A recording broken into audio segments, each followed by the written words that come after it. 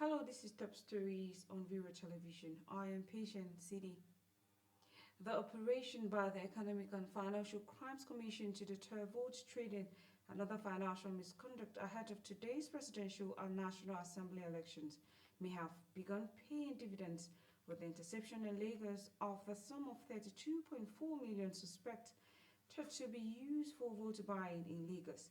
In a statement on Friday, the spokesperson for the EFCC, Wilson Ujaren, revealed that the recovery was made by the operatives of the Lagos Zonal Command of the Commission.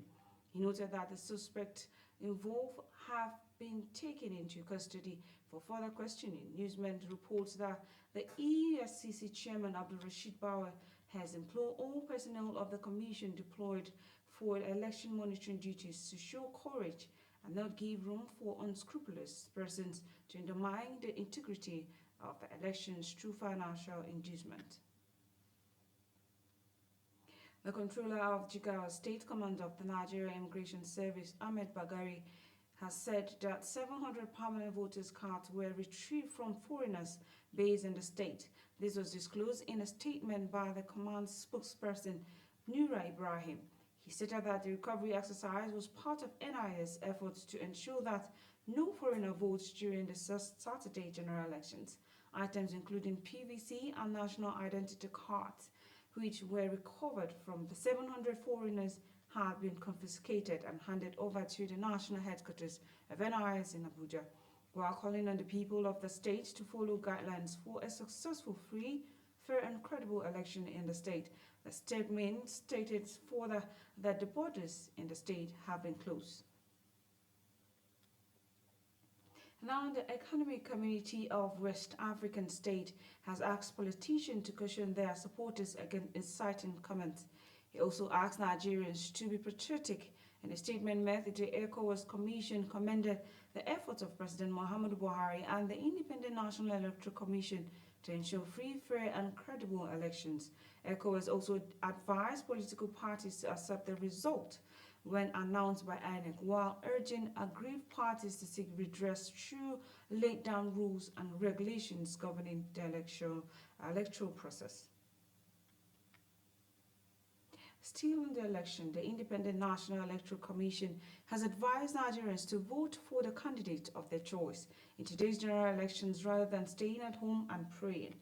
The head of Voter Education and Publicity Department of the Commission, Federal Capital Territory, Agnes Akpe, said this while disclosing readiness of the INEC to conduct elections in the Federal Capital Territory.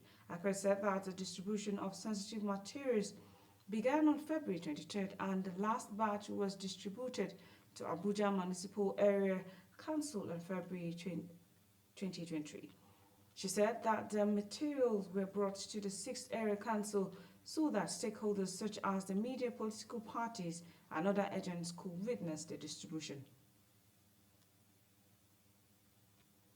The Independent National Electoral Commission has warned voters that the use of mobile phones or any photographic device inside the voting cubicle could take pictures of the party that cast their votes for will not be allowed. The National Commissioner and the Chairman of INEC Voter Education and Publicity Community, Barrister Festus Okoye, made this known during a news program. He said anyone caught will be jailed upon prosecution.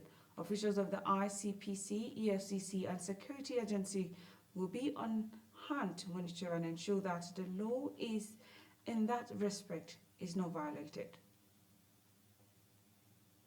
As the 2023 general elections draw near, a civil society organization has called on Nigerians not to only focus on their attention on the presidential and gubernatorial election, but to also ensure scrutiny on candidates running for the 469 National Assembly seats. Speaking during a briefing with members of the House of Representatives Press Corps, the Executive Director of Other Pepper, Oke Epia, observed that Nigerians may suffer a less optimal service delivery in the next dispensation if they do not pay attention to those who become members of the National Assembly. And now here's a report. Going by the concept of representative democracy, the legislature is the first and foremost arm of government, and it plays a crucial role in the sustenance of democracy.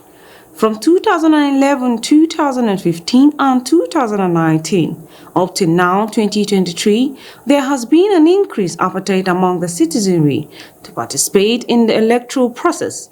But essentially, they are not properly informed about the legislative elections as well as the duties and obligations of lawmakers. This is a major challenge and the need for citizens not to only focus their attention on the presidential election or the gubernatorial election, but to elect the will-be lawmakers on the basis of merit or performance in the case of returning lawmakers. The polls and anticipation and expectations are incomplete if we do not call attention to who become members of the National Assembly post 9th Assembly. In other words, we strongly believe that the preponderant attention and focus on the presidency tends to rob us off of the attention we should pay to those who populate this precinct, these hallowed chambers of the House of Representatives and the Senate. While there appears to be increasing awareness among Nigerians and about the National Assembly elections, a lot of eligible voters do not know these candidates, and research shows that about 0.23% of lawmakers have nothing to close to an articulated manifesto.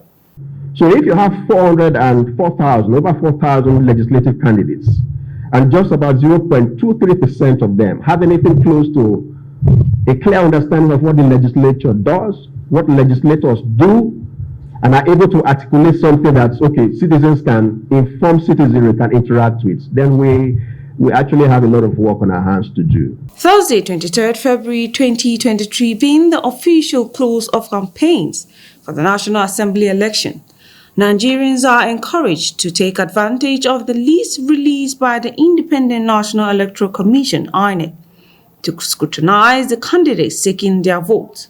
So this goes a long way to say about who we send to the National Assembly. Do they understand the core functions of the National Assembly or what they should be doing at the National Assembly? And I think that we do owe all of ourselves that duty to project what they have done so well and what they haven't done so well, so that citizens are able to make informed decisions. And we're even seeing people now, especially in the FCT, leveraging the candidacies of the popular candidates, perhaps the third force movement, and even though they don't belong to that party. What that is saying is that people should be elected on the basis of bandwagon, and this would not do our legislature any good. It will not be healthy for our democracy. People must be elected on the basis of individual merit. In 4 months' time, the 10th National Assembly will be inaugurated, and it is therefore not worthy to state that this year's National Assembly is held on the eve of the 25th anniversary. The call is for Nigerians to pay more attention to know the real functions of their lawmakers, which is lawmaking, oversight, and representation. That's all in Top Stories. I am Patient CD. Please stay tuned and enjoy the rest of our programs.